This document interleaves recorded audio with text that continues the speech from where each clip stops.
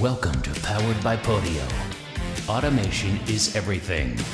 Supercharge your business with Podio.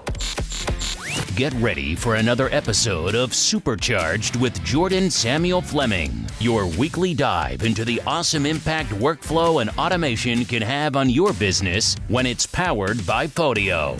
Join us each week as we learn from the top Podio partners in the world, as we investigate system integrations and add-ons, and hear from real business owners who have implemented Podio into their business. Now, join your host Jordan Samuel Fleming, CEO of Game Changers, for this week's episode. Hey everybody, and welcome to this week's episode of Supercharged. I'm your host, Jordan Samuel Fleming, here to talk all about the power of workflow and automation when your business is powered by Podio. Now, this week's episode, it's one of our special group episodes, and I am delighted to say I'm joined by three of my favorite Podio partners out there, Pete Cuff, Joel Ordesky, and Mike Demunter. All three of them have fantastic and varied experience of building Podio all over the world, and to all different types of businesses. And we get together for a little chat. It's evening for those of us in Europe, and so during the day for Joel on the west coast of the US. And it's a great conversation about mistakes people make, of fundamental Podio principles, and things that everyone should really be thinking about as they are working on their first Podio or trying to get Podio to work even better for them. I had a lot of fun in this conversation. I always do when I speak to these guys. They have a real wealth of knowledge about Podio. I do encourage you, if you're looking for help with your Podio, drop one of them a line, or you can drop my company a line as well. They've got a huge amount of experience in how to best get Podio to work in your business. It's a great conversation, a lot of great hints and tips. We didn't share screens this time, but we are going to be doing so in future episodes. So we started out by just catching up as a couple of old friends who haven't seen each other because of a pandemic. Let's take a look. How long are we looking to do it for, Jordan? 40 minutes, 45 minutes. Let's not, as long as we stay interesting as well. Like, if you guys are boring fucks, then I'll turn it off. Okay, that's one of us is going to be drunk by the end of it. yeah, that's true. I know who it is. It's Joel. But so let's. We all know what's in that coffee cup, Joel. Yeah. He's got the green screen, so that's actually a fucking bar he's in, and he's just pretending. He's on mute. So, all right, let's listen. I'm going to do a little roll call first. Tonight, very happy to be joined. I'm saying tonight because we're recording it across a number of time zones. We've got some good friends of the podcast coming back for this extra special version of the podcast, one of these group podcasts where we get together. And tonight it's about avoiding mistakes. So it's about how we can look at some of the common mistakes that people use when they are getting started with Podio, or when they're just developing further in Podio, because you make mistakes. I've made mistakes at every point in my journey, I still do. So from, I guess, west to east, this is where I show my ignorance of fucking European geography. We've got coming over from the Pacific time zone, Joel. Joel, say hi. Hi. Introduce yourself a little. Good to be here. Introduce yourself a little, teeny bits. I'm a Podio consultant. I have a background in business. I'm a former COO, general manager who was using Podio for a long period of time and then worked my way into being a Podio partner. Absolutely. And then I think in London, we've got Pete. I'm Pete. I'm the CEO at Future Solutions. We're a UK-based Podio partner, specializing in organizations that try and make the world a better place. Absolutely. Slightly further towards Russia, we've got Mike. That's just like a 1 hour time difference with London. But anyway, I'm Mike, CEO of Quivi, and also Quivi Tools, Podio extension since 2013, helping companies to grow and work more efficiently with, of course, Podio.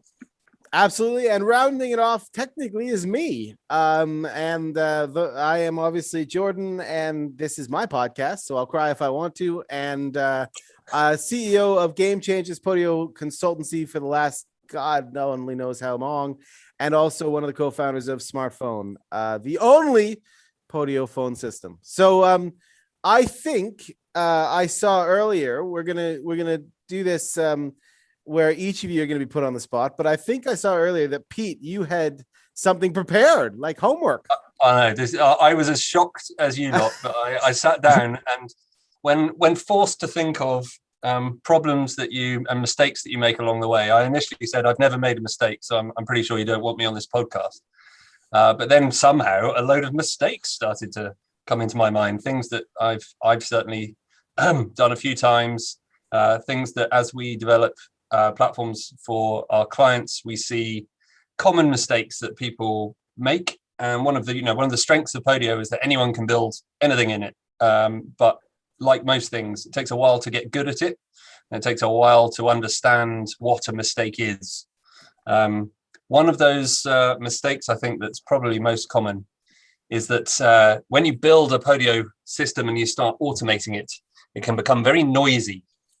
And that's not only the audio cue of every time you get a notification, hearing a popcorn pop, which is Podio's soundbite of choice to let you know you've received a notification, but also every time that you automatically update a field or change a value or create a new item, you can set it to be either a hook enabled event, which means that something else will trigger from it, or a silent event.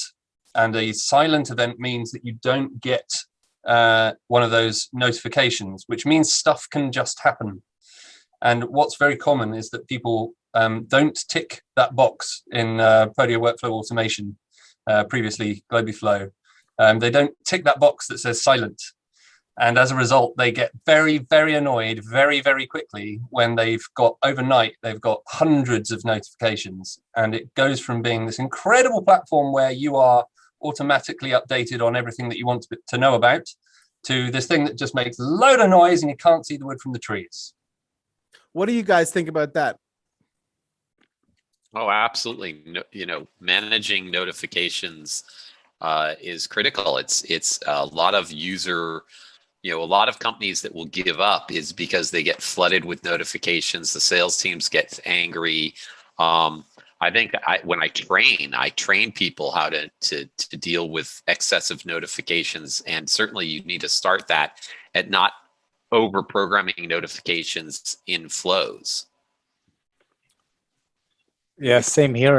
If I get a new client on board, I say, you can have like emails also of notifications. Turn it on for like a couple of weeks because you have to get to know the system. But afterwards, most definitely turn it off, all of them, and just look into the one place. Your notifications, use the silent, etc., to keep your notifications not from flooding yourself. Well, I want to push back on this a little. Because I agree with you in the one hand, but I also want to push back on the undervaluing of what notifications can really be, because I think I agree with you that too much noise is like, it's the same to me. It's the same as an email inbox. If your inbox has 5,000 unread emails, fuck it. Like, who cares? I mean, you might as well have none. It doesn't matter. 5,000, like, what are you gonna do with it? Which is why my inbox is always at 0. Every day I make sure my inbox is down to 0. And I either, if I have to do something, I create a task for me to do something, and then I get that email out of the way. Or if I can reply to it like that, I reply to it immediately and forget about it, right? Like I clear it out.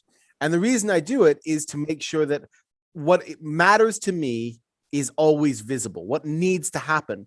And I think notifications I agree with you, Pete, about the noisiness, but I also don't think enough people understand just how powerful having notifications can be to make sure that their workflow bits that matter get to them in the right way. What do you guys think?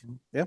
Well, I completely agree with you, but I think one of the things one of the reasons why some people struggle with it is because there is this comfort that people have with the sanctity of an email inbox, where they know that an email lands into an inbox and it sits there until they decide to do something with it. They can look at it as many times as they want. They can categorize it as many times as they want. They can reply to it and still leave it there.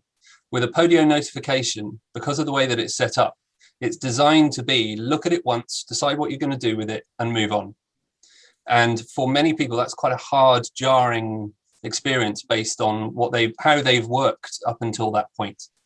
And that kind of touch it once, make a decision thing, move on, is very aligned with a productivity methodology that I strongly adopt. I'm sure many other people do, called Getting Things Done by David Allen. An awesome book that changed my life when I read it. But that's very much in the spirit of decide what this, a thing comes into your world, decide what you're going to do with it. So Jordan, yes, a notification coming into your life is someone throwing something into your inbox and saying, here's something, what are you going to do about it? And if you can clear it down to zero, which is a big part of Getting Things Done methodology as well, David Allen says it's like a mind like water. You can just cope with stuff. Anything can happen to you and just deal with it and move on. Now, I think there is a slight finer point then about the skill that comes out of then managing notifications, which is that a lot of people don't realize that when you interact with a Podio item, you then receive all updates about anything that happens with that Podio item forevermore. Yeah. But there is just one little button you can click up at the top, which says unfollow. And if you unfollow that, all that noise goes away for that item. So that can be a really powerful way in the same way that you might unsubscribe from a mailing list that you don't want to be on. That's the equivalent in Podio, is if you don't want to hear any updates about this anymore, click that unfollow button. All that noise goes away forevermore. Well, it's what you need to. Sorry, it's what you need to know when you need to know it, not I'm CCing you on everything approach, and that is a whole world of different in these systems. But you must manage notifications, and I do say you need to not repetitively, automatedly over notify. Sorry, Mike. Yeah, don't worry. I was just going to say, like, for me, notifications are really great. Really, I use them all the time. They're great. But that's for me as a consultant. If you're like a client, just working every day, do your work and all the items clicking around, always having to do the unfollow thing is not fully intuitively for a lot of clients. I see, each time you click on it, the follow springs up again. You have to unfollow it again. It's a kind of a trade-off between what is manageable for you. But there's a difference between being a consultant and being end user. Okay. And what do you think? I mean, I think, again, given this is a kind of a podcast about mistakes, I think that one of the things, I think people leap to shut off notifications too quickly. In a sense, I agree with you, Pete. You can always go and you can unfollow it, or there are times when we make apps silent and control notifications strictly by PWA as well. But actually, there's an easier methodology. Notifications build up. I simply go up and I go to the at ones. Because the honest truth is it's the at mentions that matter pretty much universally. Everything else is either a process going to do something, it's going to create a task, or it's going to do something for me, or anything else. So I simply just every morning, throughout the day, it's more of a training thing than anything else. But I also think there are times when we devalue, people call it noise, but sometimes having a sort of a faint view of what's going on in your organization isn't the worst thing, depending on where you are in the level of your organization, right? Just seeing that, the team has done this, or that this has happened, is not the worst things. And I think sometimes people rush to cut the noise out completely to their detriment.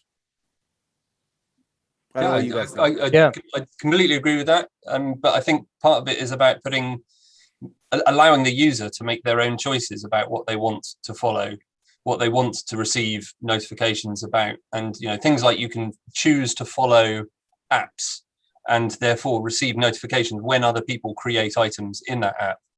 So, for example, one of my other companies, I follow the sales pipeline app there because I'd want to paraphrase you, Jordan. I want a high level awareness of what that other company is looking to sell. What are we working on at the moment? But I don't need to know the detail. I just want to kind of have a background awareness of it. But I don't almost follow peripheral. every app.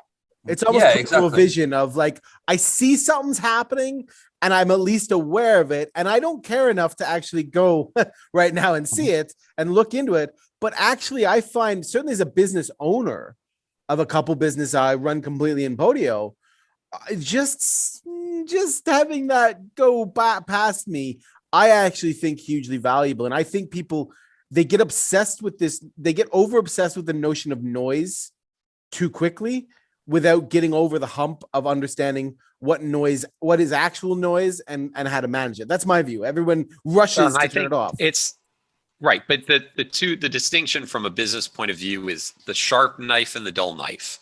If the notification creates a sharp knife, that's great. If you're cutting through the paper constantly over and over and over to the point that it's a dull knife, and I say this in a concept of like, and I think from the mistake is that when developing something as a flow or a set of flows, so for example, if you're doing a flow and you're going to add in who's the member field mention, right? If you're going to do 12 things to that, do the mention last, because the mention will be the notification the person needs. If you do the mention first, then they get the mention and they get all those other changes occurring, and that dulls the knife down and makes that peripheral vision now becomes, I'm not even going to look to that side because it's just so much noise. And it also, I think, is demoralizing. And I've said this to staff because I think this is a corollary mistake.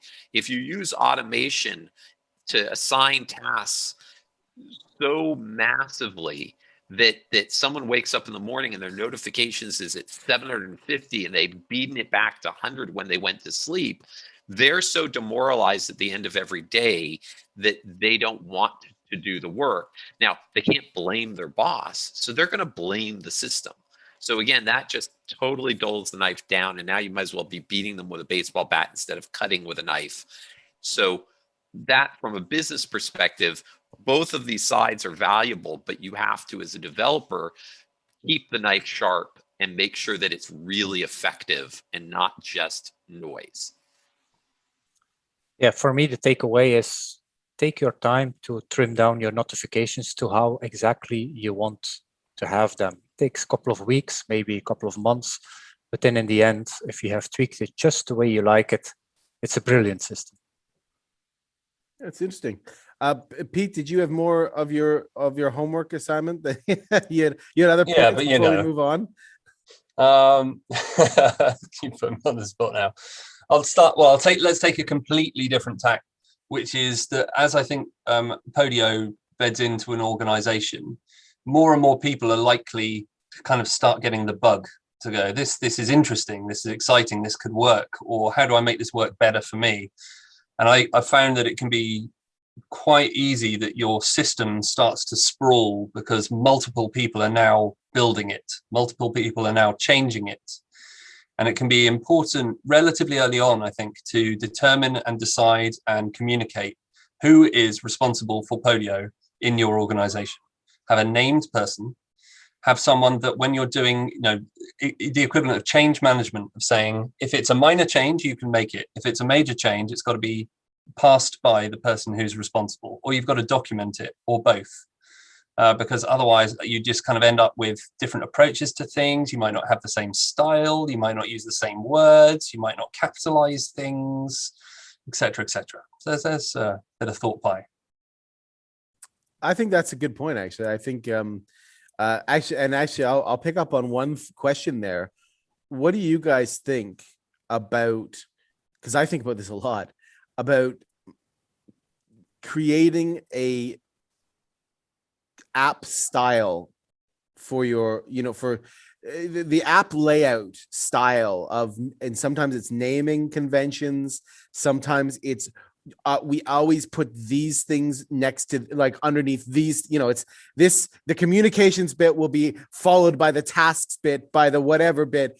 in every app we do it to make sure that there's familiarity. I think sometimes a mistake people make is they hodgepodge it a little. They, because potentially, Pete, as your point, multiple people are doing it. They end up having a different flow of information per app, which I think ends up causing confusion. Whereas a small amount of standardization and setting almost a house style can make a big difference. What do you think? I completely agree. Yeah. What we do is when we're building new apps, we start off from we call it the clone app. It's like a kind of empty app with all the structure and fields which we want to reuse over and over again for every client. So that's really our starting point. And we have training between the employees that we use the same conventions. Stuff like that, try to get the customers along with the conventions and tell them why we do it like this, and talk to us if they want to build themselves. We're not prohibiting them to build themselves, but we're saying just check with us if that's a good way to do it, and take it from there. Yeah, I generally say to clients they need a Podio cop. They need a person who is the point person. I try to very much limit who has admin access and can even do all of this. Part of the reason is because then I can go to that person or maybe a couple people, that's fine. But there are certain rules of the road that need to be followed, things that prevent other mistakes. No bi-directional apps unless absolutely necessary. App A doesn't refer to B and B refers to A. It's just... It can, there are reasons to do it occasionally and there are valid reasons to do it occasionally, but as a general rule, it will mess things up. And people's temptation to do that, I like to say, it's like you have to have a rule that water flows in one direction. Okay, water doesn't go up and down the river; it flows in a path. And getting people to think about that. So you have a lot of issues here of business workflow, code workflow. So you need one person who can see this vision. And so by setting some ground rules and rules of engagement with this Podio cop, then we can, prevent a lot of problems down the line, keep some uniformity within that organization, which may be vastly different than another customer, but at least within their organization, they hit that up. And also they have a process of asking for changes, not just doing changes within to the cop. So that, I had a client where, the owner who was a former developer, wonderful person, but one day he just decided it would be great if all the app titles were in uppercase. Well, the problem is I had a whole bunch of flows that looked to see whether it was a human or the app modifying the record, and every one of those flows broke because I was, of course, looking for proper case, and he then made it all uppercase. So, someone, if he'd cleared that with the Podio cop, she would have said, no, you can't do that because there are flows that would be impacted negatively. So you have to have that point person. Otherwise, it becomes a train wreck. I think also on there's a part about thinking about future planning and future proofing your platform, because there's that fine balance between, for example, if you're a team of 10 having one person who's responsible for Podio, that's great, and that makes sense today because everybody knows who that one person is. But what happens next year? What happens if that person leaves the organization? So you need to think about the succession planning of who's shadowing whom, who knows how much, who can take over, who, I'm always a fan of having redundancy, as in extra capacity in place for people who are looking after stuff. If you've got two people who can do the same thing, then one of them can be off sick and it can still happen. One of them can leave and it can still happen. So thinking about if you're going to put in someone who's got, all of the keys, all of the metaphorical system keys, making sure that there's at least a second copy somewhere else in somebody else's hands too.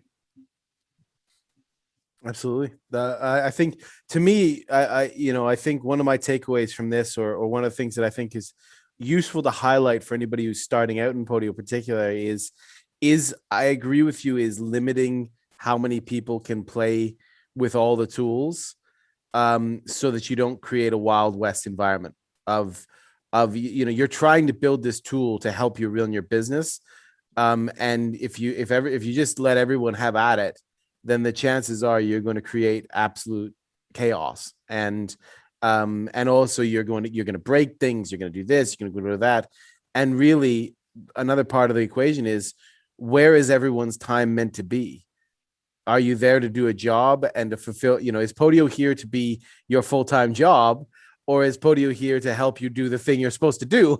and I think that there's a real danger sometimes with new people to Podio, that if they've got that sort of mindset, that they'll become the person who wants to keep tinkering until you die, instead of like, I'm building something to do a job. They become sort of self-obsessed with Podio, if that makes sense, right? I mean, and I think sometimes you need to set rules and limitations on that as well. I was about to say, aren't there 4 of those people on this call? Not me anymore, man. I don't build anything anymore. It's great. Which is great. What about, does anybody else have any kind of easy, like mistakes that they often see? Mike, you got one? Yeah, just pinching one off the list of Pete again. But making apps templates too long is one I see happening a lot of the time. And there's almost never a reason to do that, to have an app like 100 fields. It's like, probably just have to rethink it a bit and split it up and get your relationships right, not too many and not too less, and you will have a far better system. I've seen that quite a lot. Always persuading people to do the work to split it up. Why do you think it is that people create big, long mega apps, saying like, this one is going to control everything, it's going to be great? Probably because a lot of them are used to Excel and things like that. To just go, I'm going to create a new Excel and do everything in the one sheet over there, because I don't know how formulas work. So let's do it all in one sheet. And I'm always a little bit horrified when I see like these kinds of single page Excel sheets, and say, there's the first thing I say, if we're going to use Podio, we're going to get rid of the Excel sheet and we're going to do it in 4 apps instead of 1. And if you get the customer along and why you're deciding to do that, because they kind of can complain like, it will be more difficult to fill in my data. And it's actually not, because one of the things that Podio really great at is like entering data into multiple apps at the same time. I think that's a brilliant design system within Podio, just to go from app to app without you actually even noticing you're in different apps. So I don't really understand the complaint unless people don't know Podio, haven't seen Podio. Well, actually, I want to push back on that again. I'm a contrarian by nature. I want to push back in a very specific reason, though, because I agree with you 100%, by the way, about the power of Podio is in the relationships. And a lot of times that's something you learn, right? But I actually think one of the common mistakes I see is people not aggregating data to single points of reference, signal objects. And that actually, what you've just said, Mike, can open yourself up to a massive problem around that, where people, for instance, I see this, we've probably all at some point touched the real estate market in Podio. At some point, we probably all, with a gun to our head or not, had to do it. And one thing that I see a lot is people moving, the natural inclination almost mentally is to be like, I've got a lead that turns into a client, I've got this, a prospect or a seller lead that turns into a property, that turns into the deal, and you've got this flow, and Podio apps make sense. It's linear and it's flow, and you can use the PWA to move them on and on. But what I see is people pushing the same data from app to app, so that instead of Jordan Fleming being an object that can be linked by many things, I have Jordan Fleming, the seller lead, who turns into Jordan Fleming, the seller on the property, who turns into Jordan Fleming, the guy on the offer, who turns into that. And then you have data chaos. Instead, as opposed to Jordan Fleming, the contact, Jordan instead Fleming of the person. Jordan Fleming the Exactly. object. Yeah. Instead of Jordan yeah. Fleming the object, right? And that, but Yeah. I think that is twinned with what you've said, Mike, because there's a balance there that I think people get wrong a lot of, and data to me has to be aggregated to single business objects so that you definitely. can use the power of relationship fields. Yeah, definitely. We just can't stress it enough that you can have just one contacts app, just one organization app. It's really crucial to every setup we do. You have to have that because, we just want one Jordan in the system. Actually, one is enough. So, yeah. I think we all agree with that. The thing I would add is that one thing that can really help prevent mistakes is, especially if people are getting really interested in Podio and what perhaps it could do for them and their organization, is going and learning a bit about good database design. Because what we're talking about here is normalizing a database and making sure that, to put it in a different way, you only write one thing in one place once. You don't write it over and over and over again. So, taking Jordan's example, if you've got a person who can hold many roles with you or interact with you many times, don't write their name out over and over again. Don't write their email address over and over again. Have a place where you capture people, their names, their email addresses, their phone numbers, their addresses, fantastic, and link to it. Use a relationship field, link to it over and over and over again. Yeah. Joel? I see a lot of people tempted, so I normally have, like in real estate, I'll have, prospect, which are unqualified, the masses, leads, which are opportunities. And then it goes into the next app and I push lead as far as I can push it. And then it becomes a property when it's under contract.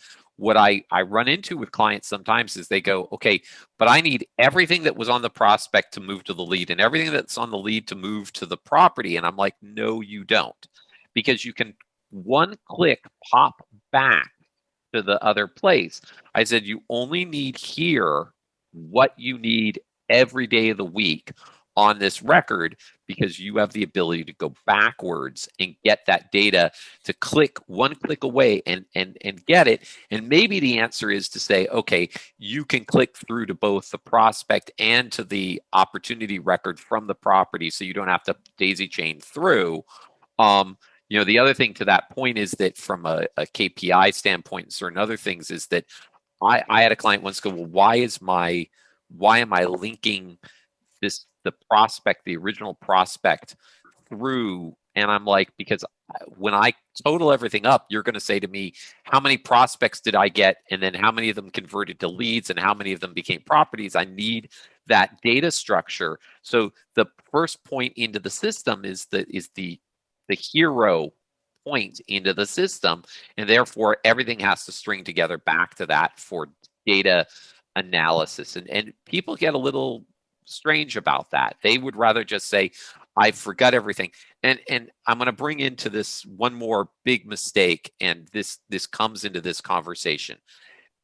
If I hear one more client tell me, well, I want to delete it from prospects. I'm going to say this once. No person ever got fired for deleting or for not deleting records. If you delete a record, people get fired for that. Don't go deleting fields, that have been historical fields. Hide them. If I had a dime for every time someone called me up and said, oh, we deleted a bunch of fields, we thought we were done with them, but it turns out there was data in them. I'm like, Joel's first rule, don't delete things pretty much ever. Hide them. Be triply sure you can live with yourself after deleting this. And because deleting always leads people to bad regret. How many rules does Joel have? And do you have a placard? And can we all get a copy? But I should.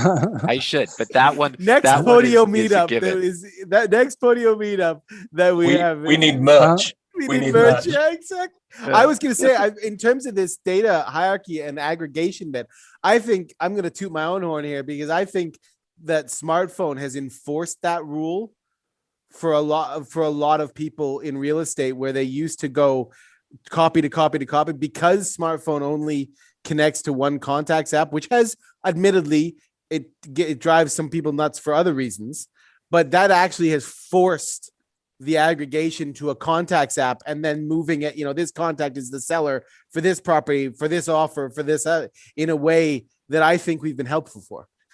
I think we've been more helpful than not in that case, I think, personally. I agree. Another benefit of using relationships and reference fields between apps is that you get instant insights into that. You could just go and look at a contact in your contact app, scroll to the bottom, and see all of the related items that link to this one item. So you can see that this person was a buyer for 3 properties, a seller for 5, etc., etc. And it all depends on your business, your use case. But the power of relationship fields in Podio is insane. And if you aren't using them, that's a big mistake. Well, and going back to our kind of mistakes, this is almost a hint, not a mistake. But I think one of the things people need to look at immediately when they start working in Podio in terms of PWA is understanding the power of getting the referenced, of getting information, because that once you understand, I mean, okay, set aside that you can also just search or use the Podio item IDs to get, well, blah, blah, blah, but that's more advanced. But once you know that A connects to B, then you realize that you can use Podio PWA to go through, grab data and do something. You suddenly don't need to panic about the data. I think a lot of times people think they need the data here to send an email off it or to send a e-signature document or whatever. They kind of go, well, if it's not all here, then I'm not going to be able to merge the data because I don't know how to do it. And that power of, the power that GlobyFlow, I'm going to call it GlobyFlow, I don't give a fuck.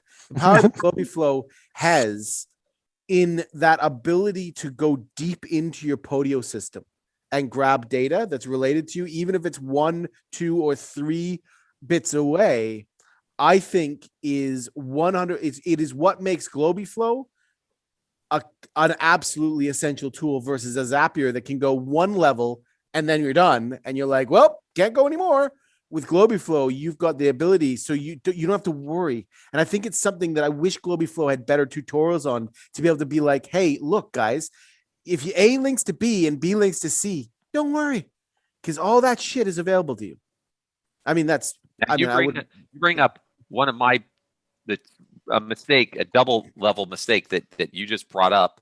I totally agree with what you're saying, but you have to know what you're doing, because more often than not, when a client calls me and says, I have a flow that is not working properly, and I see the get reference, these mistakes are almost always at the heart of it.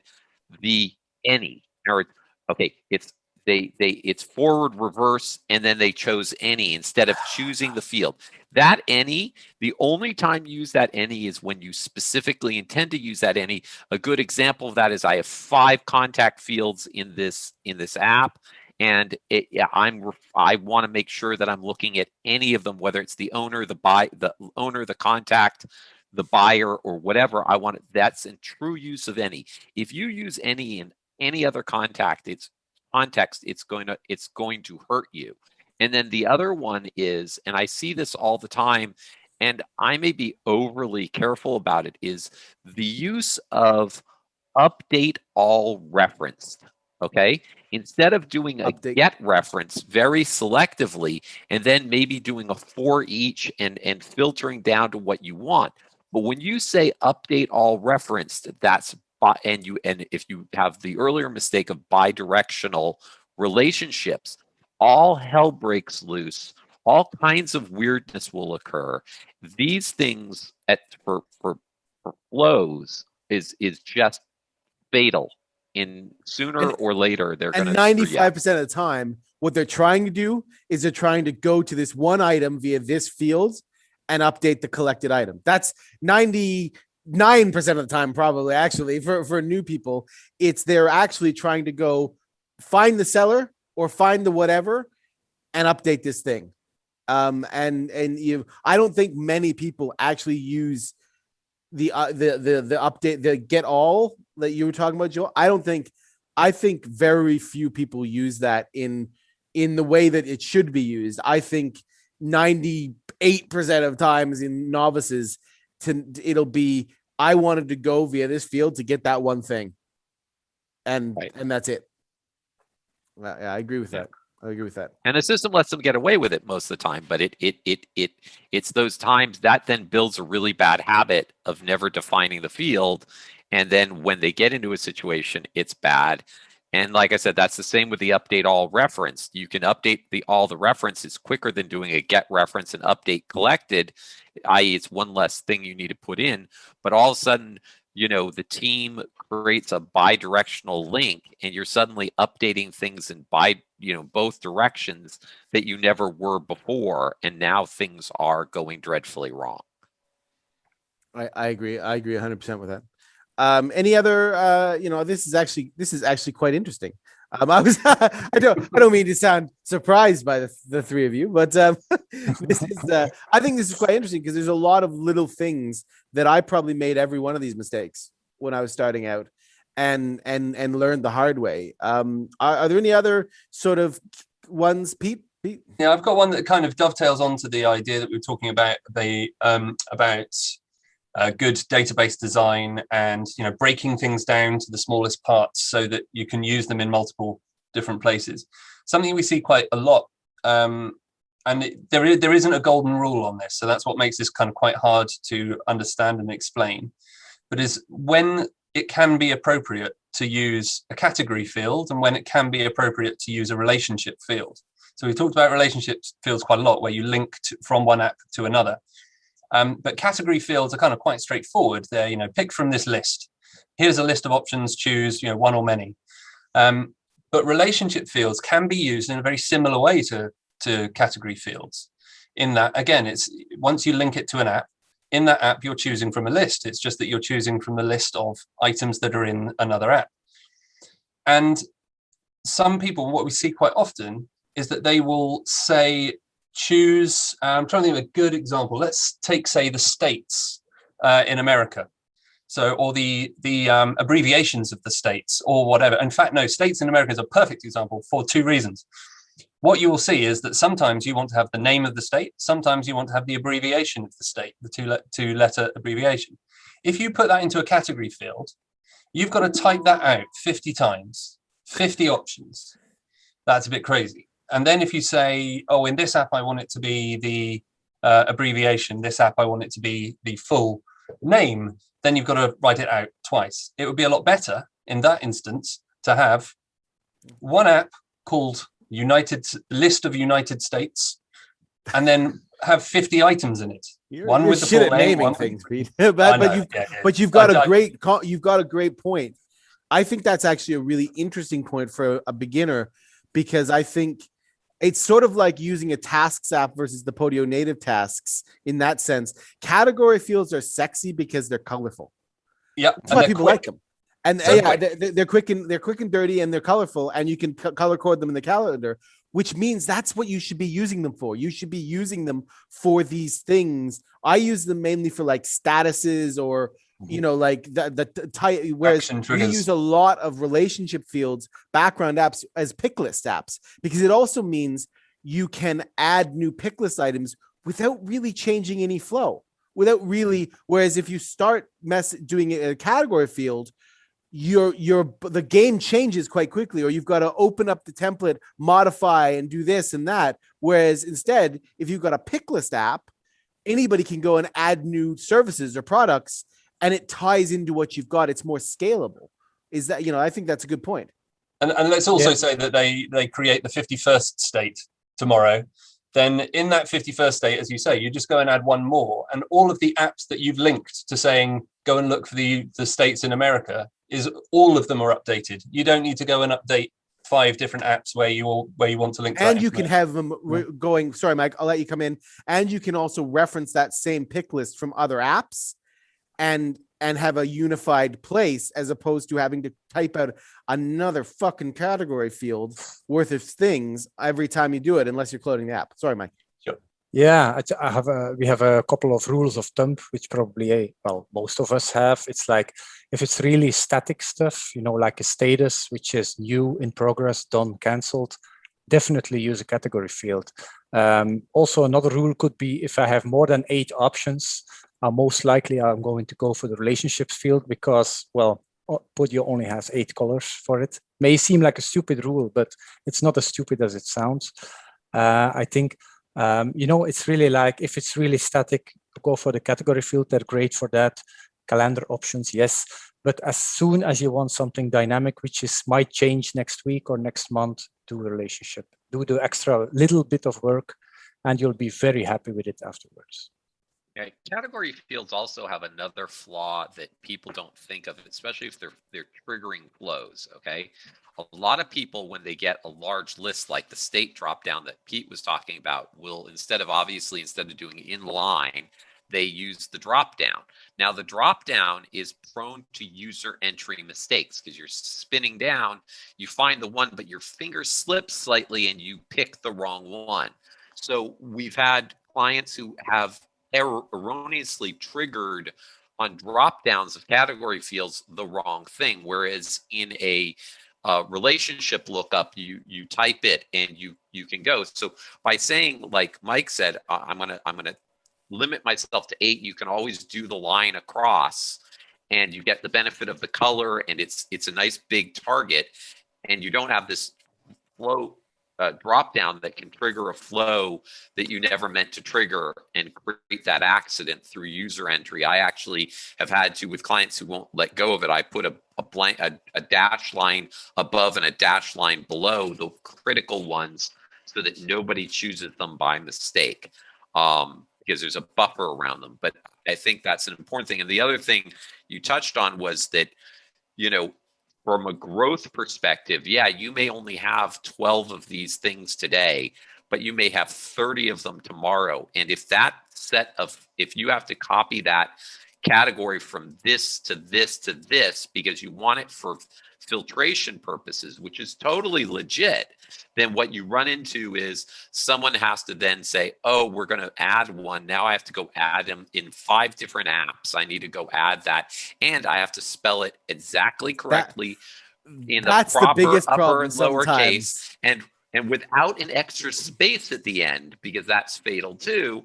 Otherwise, when Podio tries to make the record, it errors out. It doesn't make the record because it couldn't put that in, and it fails. So relationships are just much better that way. That's a really great point, Joel, because and that goes back to our aggregation kind of concept of, having a pick list app, which multiple apps can reference, means you can't fuck it up. In a sense, you can't.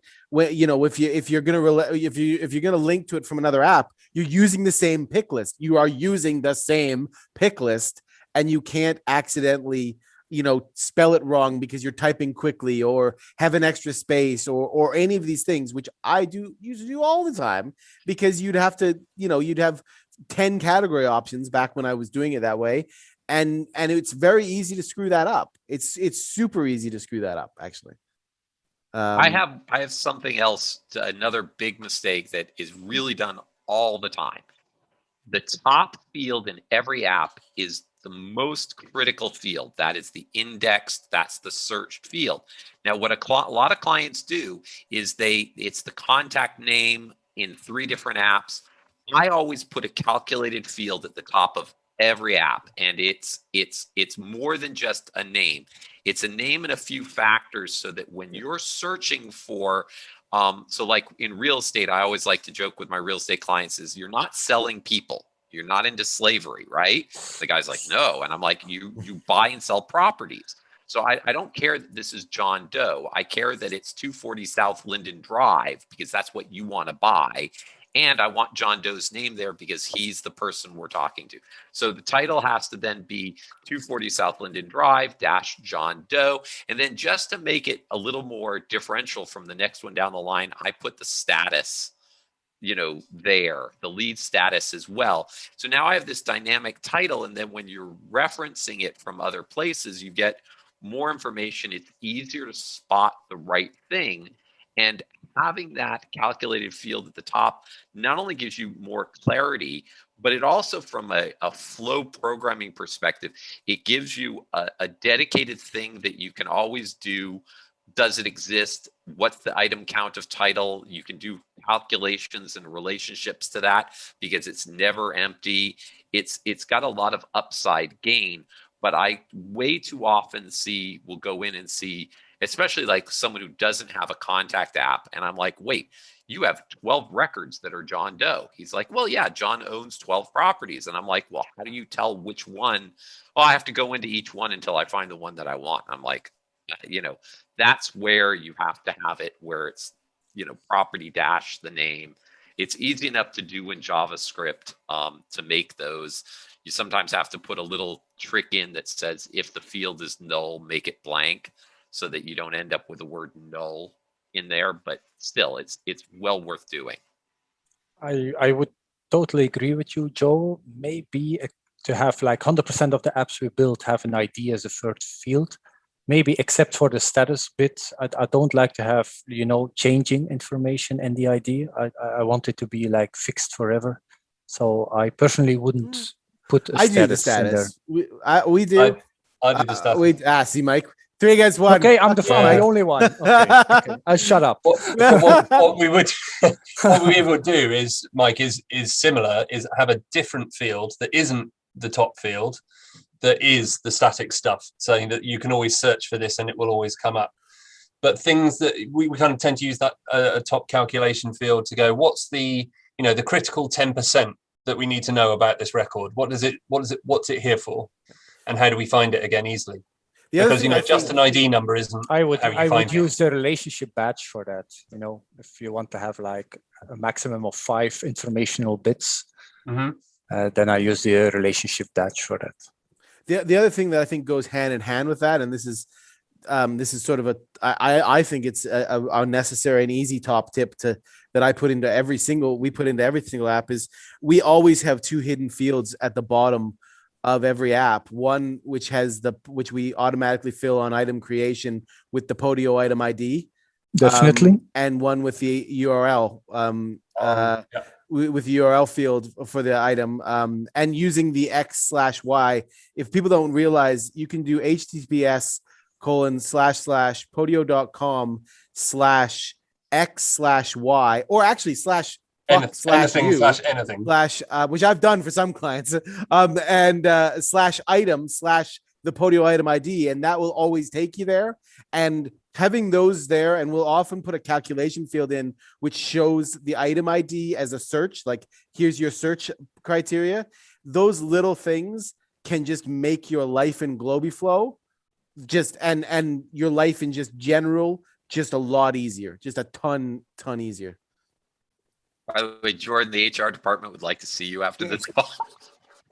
I was in a pissy mood once with, I can't remember what, but I was doing a system and I put like HTTPS on podio.com/fuck/you/item/ and so that every URL is podio.com/fuck/you/item. I don't think Citrix listens to this podcast, so but anyway, guys, I can't thank you enough for coming on. I think this is really like, to me, listening and giving these little tips and listening to your guys' experience, I think is hugely valuable.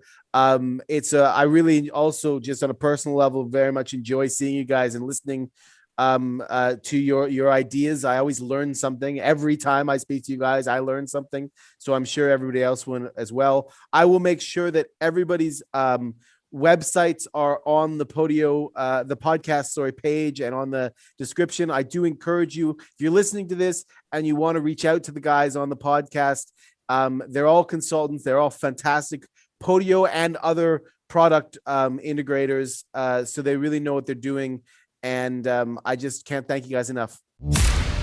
You've been listening to Supercharged with Jordan Samuel Fleming. Subscribe today on iTunes, Google Play, or Spotify for your weekly dive into how you can supercharge your business by making it powered by Podio. Be sure to check out our website, wearegamechangers.com, where you can learn more and arrange a 30-minute call with Jordan to help you understand how Podio supercharges you.